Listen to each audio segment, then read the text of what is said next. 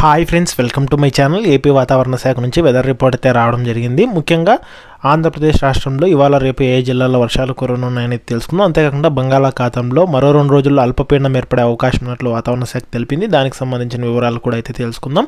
వీడియోనైతే చివరి వరకు చూడండి. వీడియోలోని ఇన్ఫర్మేషన్ నచ్చినట్లయితే ఛానల్ని సబ్స్క్రైబ్ చేసుకోండి. చాలామంది వీడియోస్ చూస్తున్నారు కానీ లైక్ చేయట్లేదు. మీరు ఎన్ని లైక్స్ చేస్తే నాకు అంత సపోర్టివ్ ఉంటుంది. వీడియో కూడా ఎక్కువ మందికి రీచ్ అవ్వడం జరుగుతుంది.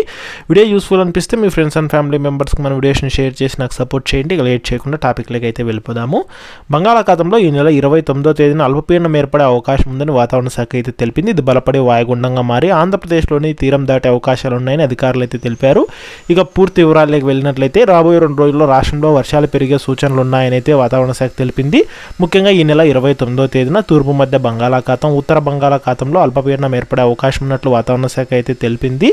ఇది క్రమంగా బలపడి వాయుగుండంగా మారే సూచనలు ఉన్నట్లు తుఫాను హెచ్చరికల కేంద్రం అధికారులు తెలిపారు. ఇక ఈ వాయుగుండం ఆంధ్రప్రదేశ్లోని తీరం దాటే అవకాశాలు ఉన్నాయని, అది కూడా ఉత్తరాంధ్రలోనే తీరం దాటే అవకాశం ఉన్నట్లయితే తెలిపారు. ఇక దీని ప్రభావంతో రాబోయే రోజుల్లో వర్షాల తీవ్రత పెరుగుతుందని అయితే తెలిపారు. సెప్టెంబర్ 5వ తేదీ వరకు ఈ వాయుగుండం ప్రభావం ఉంటుందని అయితే భావిస్తున్నారు. ఇక ముఖ్యంగా రాబోయే 2 రోజుల పాటు ఉత్తరాంధ్ర, కోస్తా, రాయలసీమల్లో అక్కడక్కడ వర్షాలు కురిసే అవకాశం ఉన్నట్లు వాతావరణ శాఖ అధికారులు హెచ్చరికలు జారీ చేశారు.